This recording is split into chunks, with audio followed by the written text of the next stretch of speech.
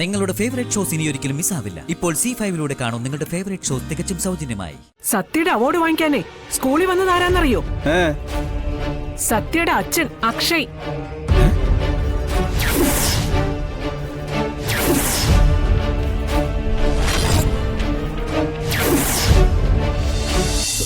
ഇതെന്തൊരു വിധിയാ മോളെ ഇത്. എങ്ങനെയൊക്കെ കൂട്ടി യോജിപ്പിച്ചാലും നിന്റെ ജീവിതം മാത്രം എന്താ ഇങ്ങനെയായി പോകുന്നത്?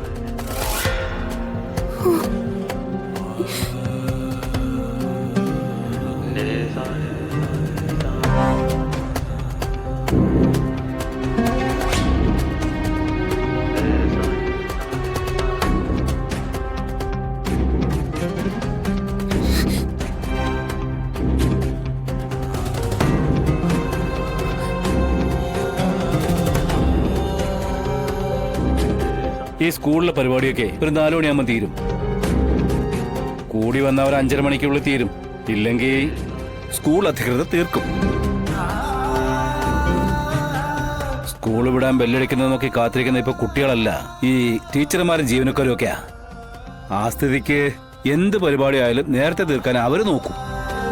ഇതിപ്പോ സമയത്രയായി?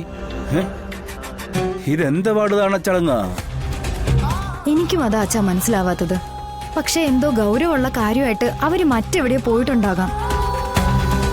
ഞാൻ രോഹിത്തിനെ വിളിച്ചപ്പോ ഞാൻ അങ്ങോട്ട് വിളിക്കാം, കാര്യങ്ങൾ പറയാന്നാ പറഞ്ഞത്. എനിക്ക് തോന്നുന്നത് അവര് സ്കൂളിൽ നിന്ന് ഇറങ്ങിയിട്ട് മറ്റെവിടെയോ കയറിയിട്ടുണ്ടാവുന്ന. ഒരു മിനിറ്റ്. അല്ല, സത്യമോൾക്ക് അവാർഡുള്ളതല്ലേ? ഇനി ശാല്യങ്ങളും കണ്ടിട്ട് അന്നത്തെ കാര്യം പറഞ്ഞ് വഴക്കുണ്ടായിട്ടുണ്ടാവോ? അല്ല, ഭാമയുടെ ഒന്നും പറയാനൊക്കത്തില്ല. എവിടെ വെച്ച് എപ്പോ എന്ത് പറയണമെന്നൊന്നും യാതൊരു ബോധമില്ലാത്തോളാ. രോഹിത്തിനെ വിളിച്ചിട്ടാണെങ്കിൽ കിട്ടുന്നില്ലല്ലോ അച്ഛാ.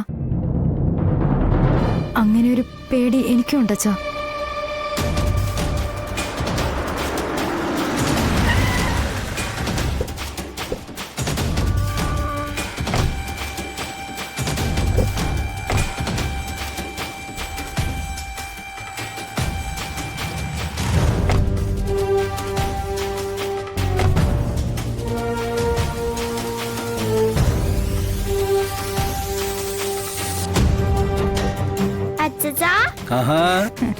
ഇതാ എനിക്ക് കിട്ടിയ അവാർഡ്.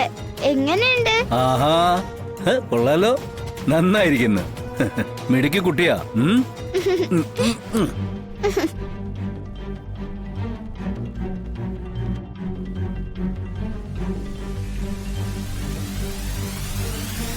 അമ്മേ, എങ്ങനെയുണ്ട്?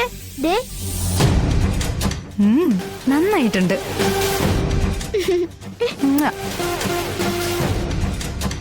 പൊന്നി, മോൾക്ക് കഴിക്കാൻ വല്ല എടുത്തു കൊടുക്ക്. വാ മോളെ. എന്താ ഭാമ വൈകിയത്? സ്കൂളിലെ ചടങ്ങുകള് ലേറ്റായിട്ടാണോ തീർന്നത്? അതിനുള്ള ഉത്തരവേ ദേ ഇവള് പറയും. ഞാനോ? ഞാനെങ്ങനെ? നീ നിന്റെ അമ്മയും നിന്റെ കുഞ്ഞാച്ചിയും കൂടി കാട്ടിക്കൊടുന്ന കോപ്രായങ്ങൾക്കേ തല ഉയർത്തി നടക്കാൻ പറ്റാത്ത അവസ്ഥയാ എനിക്കും എന്റെ മോനും വന്നിരിക്കുന്നത്. എന്നിട്ട് അവൾക്കൊന്നും അറിയത്തില്ലെന്ന് പോലും. കാര്യം എന്താണെന്നറിയാതെ രോഹിത്തെ അവനെ നീ കൂട്ടുപിടിക്കണ്ട. നിന്നൊക്കെ ഇവിടെ നാടിച്ചിറക്കാ വേണ്ടത്. കള്ളക്കൂട്ടങ്ങള്. രഹസ്യങ്ങൾ ഒളിപ്പിച്ചു വെക്കാൻ നിങ്ങൾ അമ്മയും മക്കളും മിടുക്കരാണെന്ന് എനിക്കറിയാം. സത്യമേ. പക്ഷേ ഇതൊരല്പം കൂടിപ്പോയി. ഭാമേ, നിന്റെ മനസ്സിൽ എന്താന്ന് പറഞ്ഞാലല്ലേ അവൾക്ക് മറുപടി പറയാൻ പറ്റൂ. എനിക്കാണെങ്കിലും കാര്യങ്ങൾ അറിയണ്ടേ? വിഷ്ണു, എന്താ സംഭവിച്ചേ സ്കൂളില്? നിന്റെ അമ്മ ഇത്രയും ദേഷ്യം പിടിപ്പിക്കാൻ വേണ്ടി മാത്രം എന്താണ് നടന്നത്? സത്യയുടെ അവാർഡ് വാങ്ങിക്കാനേ സ്കൂളിൽ വന്നത് ആരാന്നറിയോ? സത്യയുടെ അച്ഛൻ അക്ഷയ്.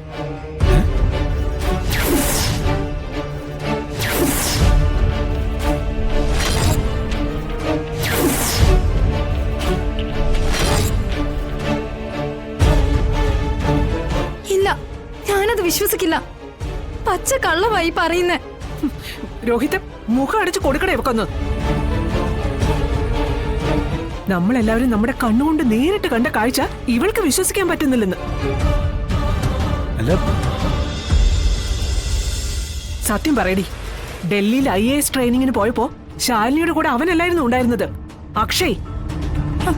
സത്യമേ അല്ല, അങ്ങനെ ഒരു സംഭവമേ ഉണ്ടായിട്ടില്ല. IAS ട്രെയിനിങ്ങിന് പോയിട്ടില്ലെന്നോ കൂടെ അവൻ താമസിച്ചിട്ടില്ലെന്നോ? ശോ, നിങ്ങളെയൊക്കെ ഞാൻ എങ്ങനെയാ ഒന്ന് പറഞ്ഞു ബോധ്യപ്പെടുത്തുക? വിഷ്ണുവേട്ടനോടല്ലാതെ മറ്റൊരാളുമായിട്ട് എന്റെ കുഞ്ഞേച്ചിക്ക് ഒരു ബന്ധവുമില്ല. അത് ഞാൻ ആരുടെ മുന്നിലും പറയാൻ തയ്യാറാ. ഡി, മുഖത്ത് നോക്കി കള്ളം പറയുന്നോടി. ഭാമേ.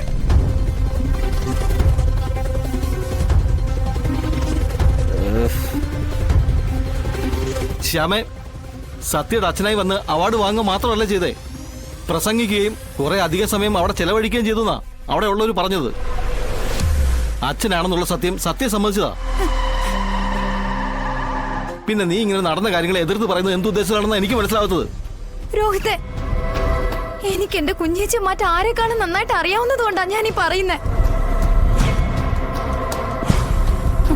ആരൊക്കെ സംശയിച്ചാലും ഞാൻ എന്റെ കുഞ്ഞേച്ചിയെ സംശയിക്കില്ല.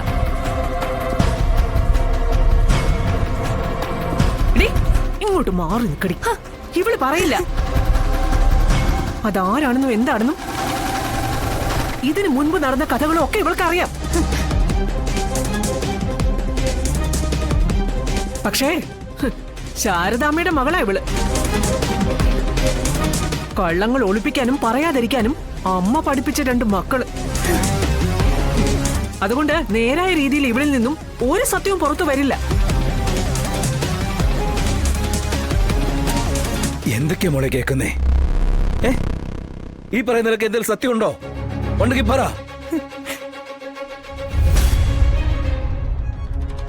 ഈ പറയുന്ന അക്ഷയ് എന്ന് പറയുന്ന ആളെ മോക്കറിയോ?